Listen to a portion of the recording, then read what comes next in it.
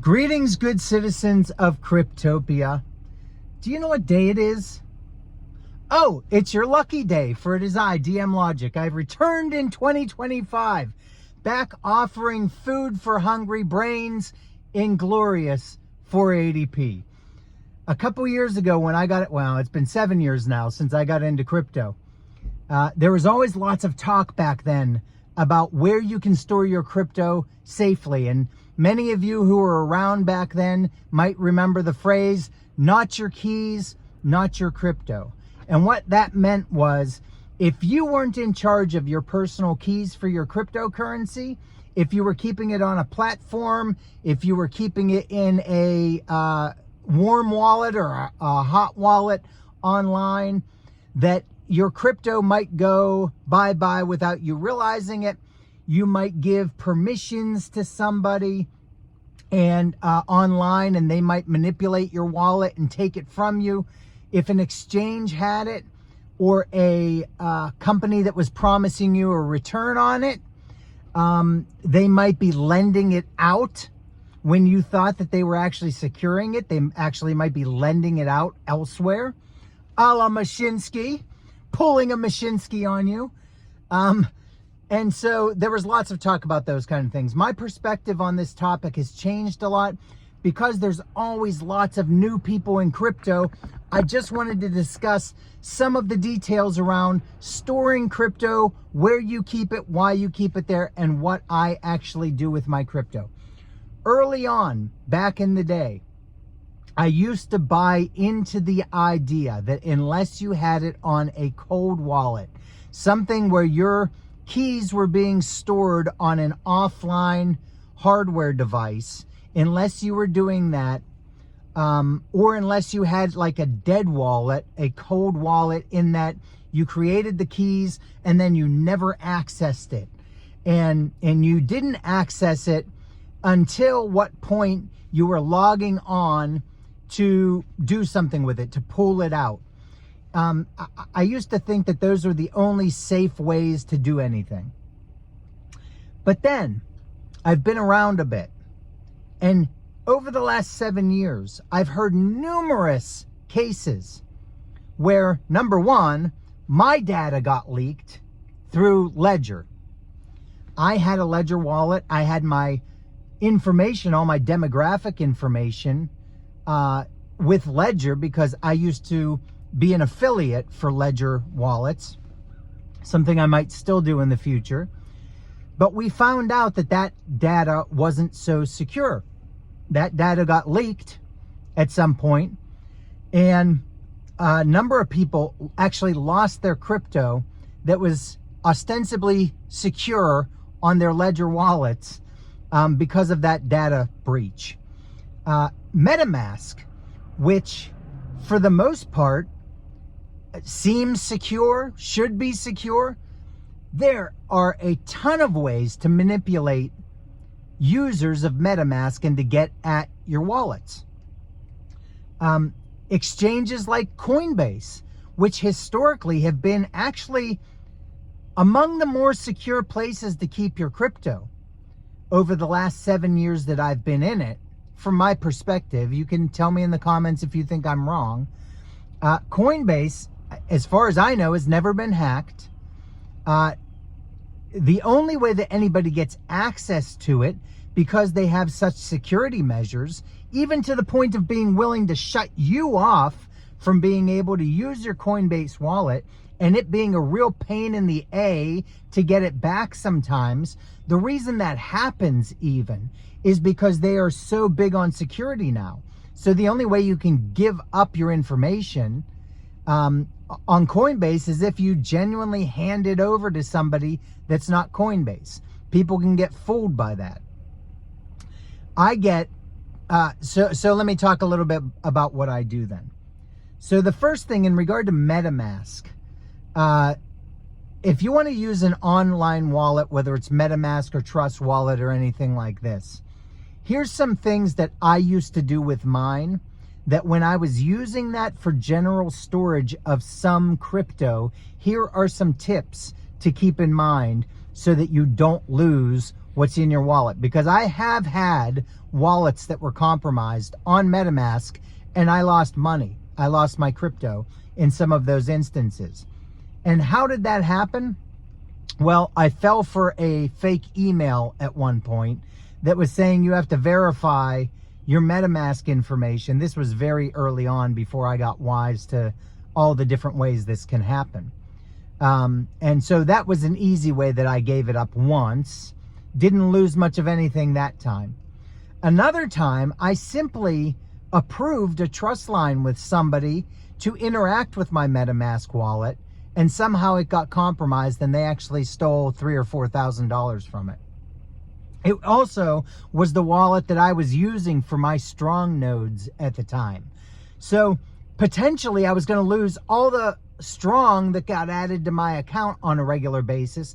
But thank God, at the exact same time, strong actually was doing something to help people port over their wallet to a different wallet at the time. And I got in on that ground floor opportunity, which not many people did. And I was able to transfer my strong over to a different wallet. Here's what I do when I use MetaMask. Number one, I use it only on an iPhone. I won't use it on an Android, and I definitely don't ever open up MetaMask on a desktop app. Now, some of you are going to have arguments about this and tell me probably why you think I'm crazy about this, that it doesn't really matter. Historically speaking, I believe from the study, and there's arguments to be made both ways, that iPhone is more secure than Android because of the closed system of Apple, because of the closed system in terms of upgrades and updates with iPhone, and the open source nature of Android, and because there's all sorts of companies who utilize Android technology. Because of that, and the variety of ways in which things get updated or upgraded, and some people do it and some people don't, there's holes available in Android that aren't available in my iPhone, in my opinion. That's been my experience. I've never been hacked. I don't know anybody who's been hacked on iPhone, but I do know people who have been hacked on Android. So circumstantial evidence, but it's evidence that I live by. That's one minor thing. I only use it on iPhone. Here's the other thing, way more important than just that. I never let companies interact with my wallet on iPhone.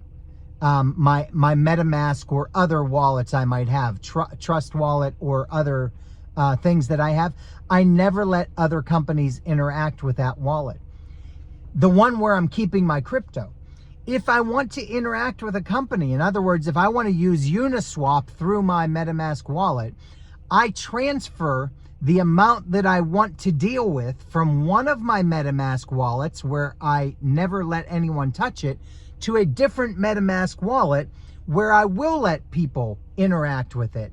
And then it's limited to the amount of crypto that I bring over to that other wallet before I create that trust line and have that interaction with Uniswap or, with whatever it is. I'm also very careful about that kind of thing, where I don't just let people interact with anything. I'm very selective on it. I never post my live address online for people, because why should anybody know what my address is unless I'm dealing one-to-one with somebody who I completely trust, or with an exchange like Coinbase. But I never post my address online unless, once again, I've taken out a small amount of crypto, stuck it in that other address, and then I'll interact in that way. And yes, I am crazy enough that I create a new MetaMask wallet. Every time I want to interact with something, I'll create a new MetaMask wallet, and I'll transfer crypto into a new wallet for that interaction. And then that's a dead wallet to me from that point forward, because I just don't trust it anymore once I've interacted out there. I've sort of muddied the waters. And so I do my best to stay careful in that regard. The Ledger wallets, I still have some Ethereum on a Ledger wallet, and it just stays dormant. I never go interact with it, never go to that wallet essentially. It's something that I will someday cash out of there. But currently I put it on once. I stuck the keys on the Ledger wallet, stuck it aside, and I never revisit it, and I will someday when I go back to it. Hopefully my Ethereum is still there when I go back to it. But the main place, quite honestly, that I keep the majority of my crypto now, call me crazy if you want in the comments, the main place I keep my crypto is in an exchange. I am a member of a few different exchanges that are available here in the United States. You can probably guess which ones they are, so it's not a big deal to say them. Kraken and Coinbase in particular, I'm a member of, and I still keep the majority of my crypto on those platforms. Why? Because these are different times, especially now that the SEC isn't the threat that it once was. Do I think I'm going to wake up one day and Coinbase is going to be shut down, or Coinbase will have gotten hacked and all my crypto is gone? No, I think there's a very low percentage chance of that happening. I think there's a higher percentage chance, quite honestly, that my data would get leaked by somebody like Ledger, or that I would interact, although I don't do this. I think there's a higher percentage leak of people giving up their crypto by interacting with rogue wallets somewhere that they don't know about through MetaMask, who end up compromising their wallet and taking their crypto. I think there's a bigger risk of that now than there is of actually keeping it on things like Kraken and Coinbase. And because I'm going to ultimately cash out on Kraken and Coinbase when it comes time for it, if the platforms are active and they don't shut down on me, which I think the risk of that is lessening as well on both of those exchanges. Coinbase in particular has had a history of that. Because I believe in those exchanges as much or more so as keeping things separate on my own controlled wallets, I'm pretty comfortable keeping it there. And it's a greased pipeline or a greased skids, as they say, for getting it out of the crypto that it's currently into USD and cashing out into my bank account when the time comes. I wonder what everybody thinks about this stuff now. I wonder if you guys all hear that and you think, you are nuts, DM Logic, you're stupid. Hey, I'm open to being wrong, but I'm telling you, this is what I now do after analyzing what goes on for the last 7 years. I'm not as freaked out about keeping it on some major exchanges now as I used to be. I'm also not feeling as secure as I used to about keeping it on things like Ledger and MetaMask and some of these other platforms that have been massively compromised. So I wonder what you think. DM Logic channel, the DM Logic, I think I call it DM Logic's Thought Experiment on YouTube. The whole idea is about thinking through these issues, coming up with better solutions, sharing it with everybody, accepting feedback, and maybe changing my mind. Tell me in the comments what you think about all this. Where do you keep your crypto? Why do you keep it there? Let's discuss. Take care and have a great Sunday.